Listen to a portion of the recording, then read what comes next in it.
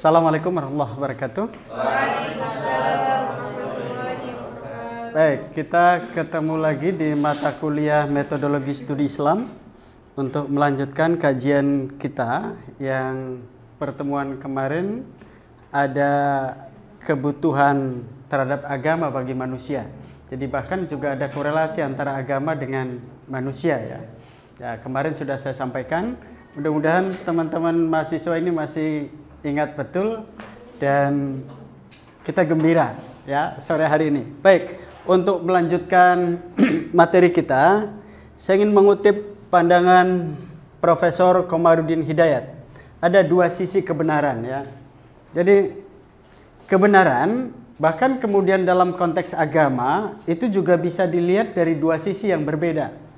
Ya, ada kebenaran filosofis yang pertama. Lalu yang kedua, kebenaran sosiologis. Mari kita bedah satu-satu ya. Karena di di PowerPoint ini tidak secara rinci saya jelaskan apa yang dimaksud dengan kebenaran filosofis dan apa yang dimaksud dengan kebenaran sosiologis. Ini juga tentu ketika kita bicara persoalan agama, saya kira juga sama, tidak jauh berbeda. Ya. Jadi ada dua sisi yang berbeda. Ada kebenaran filosofis dan ada kebenaran sosiologis. Secara filosofis, nanti kalau ada jargon bahkan ada pandangan orang yang mengatakan bahwa semua agama itu sama, jangan disalahkan. Ya, Anda pertanyakan dulu dari sisi mana Bapak mengatakan seperti itu atau Ibu mengatakan seperti itu. Ya. Ya, sehingga kemudian kita tidak serta-merta mengatakan itu salah loh. Ya, atau kemudian Anda mengatakan, oh ya benar, padahal kemudian belum dikaji secara empirik maupun secara teoritik, gitu kan ya. Ya, baik. Kebenaran secara filosofis itu boleh jadi ini semua agama akan sama ini. Ya, jadi kalau kemudian ada orang mengatakan semua agama sama, karena agama dilihat dari sisi filosofis. Kenapa? Karena yang dikejar oleh setiap agama itu adalah sesuatu hal yang satu. Ya. Kemarin saya mengatakan kalau Auguste Comte mengatakan ada 3 stadia pemikiran manusia. Ya, ada juga kemudian kita percaya pada dewa-dewa. Dari sekian dewa itu pasti ada dewa yang dianggap adikodrati yang sangat luar biasa dibandingkan dengan dewa-dewa yang lain kan? Ya. Oke. Ketika kita melihat agama pada sisi filosofis, semua agama itu bisa jadi sama. Kenapa? Karena setiap agama mengejar yang satu. The ultimate reality. Walaupun kemudian temuan yang satu itu bisa berbeda-beda. Ya. Apa contohnya? Pada Islam, tentu kita mengatakan bahwa yang satu itu adalah Allah. Ya, pada agama Yahudi ada kata Yahweh atau Yehovah. Yehovah atau Yahweh. Ya, pada agama Nasrani yang satu itu walaupun kemudian konsepnya ada 3. Ya, Tuhan Bapa, Tuhan Ibu, Tuhan Anak. Tapi itu kan menyatu dalam satu kesatuan. Dalam dogma mereka digambarkan seperti ini. Tuhan Bapa, Tuhan Ibu, Tuhan Anak, itu kan satu kesatuan. Nggak ada segitiga itu disebut segitiga, segitiga itu ada 3. Enggak, segitiga itu ya ini satu. Satu, Pak. Gitu ya. Jadi, ketika kita bicara persoalan, sekali lagi, balik lagi. Secara filosofis, semua agama itu bisa jadi sama. Ya, karena yang dikejar oleh setiap agama adalah the ultimate reality itu, yang satu itu. Walaupun kemudian temuan yang satu itu bisa beda. Ya, misalnya ini Yesus lah gitu ya. Atau bahkan dalam agama Sang Hyang Widi atau Siddhartha Gautama dalam agama Hindu. Ya, begitu seterusnya lah ya. Ya. Dan apalagi kemudian saya kira kalau kita lihat dalam konteks filosofis itu tidak ada agama apapun yang mengajarkan umatnya untuk berlaku tidak benar. Jadi secara universal, nilai-nilai yang diajarkan oleh setiap agama itu adalah nilai-nilai kebenaran. Ya, Tidak ada satu agama misalnya mengajarkan korupsi itu adalah sebuah kebenaran. Mencuri itu sebuah kebenaran. Zina itu sebuah kebenaran. Minum khamr itu sebuah kebenaran. Tidak ada. Dr. Margareta yang saya tulis. Ya, pengakuan jujur seorang Margareta. Margareta itu penginjil. Ya, kalau kita ustadznya gitu. Bahkan juga tentang Injil itu dia hafal betul. Ketika dia mengatakan tidak ada ajaran Yesus mengatakan bahwa khamr itu boleh, itu tidak ada. Siapa bilang babi itu boleh dimakan oleh umat Kristiani? Enggak ada. Dan Injil Barnabas itu mengajarkan itu.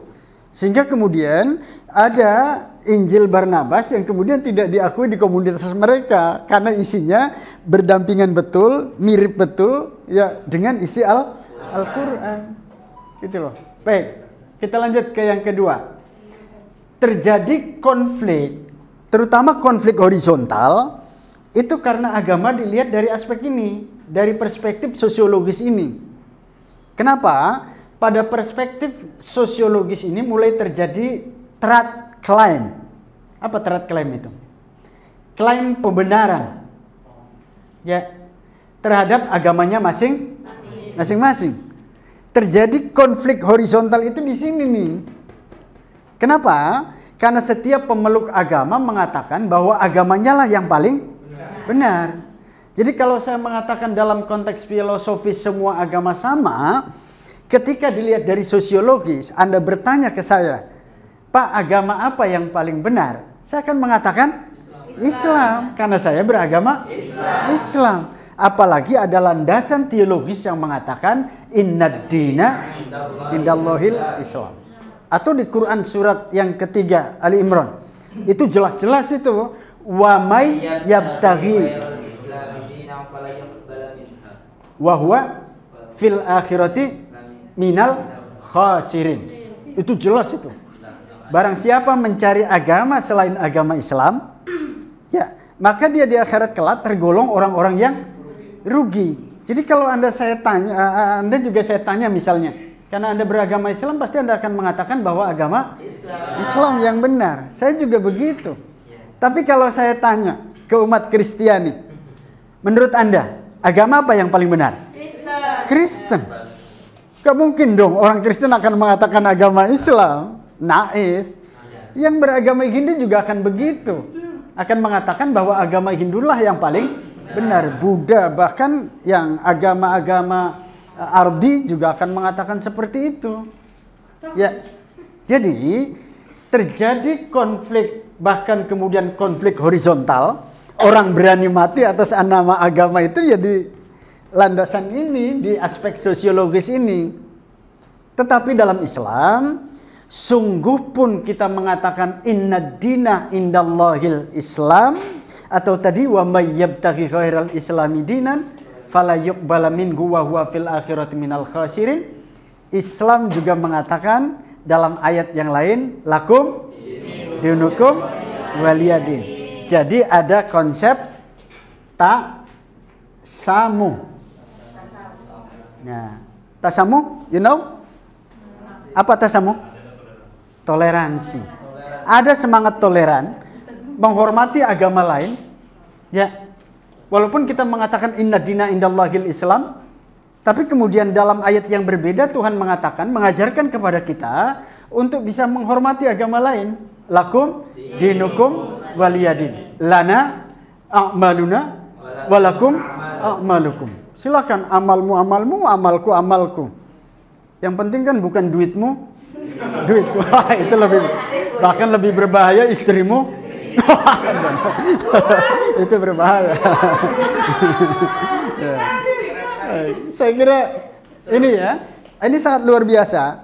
Jadi semangat toleran itu juga tidak terlalu berlebihan lah saya kira ya konsepnya. Jadi jangan kemudian toa diatur-atur atas nama toleransi lah, itu berlebihan saya kira. Karena semangat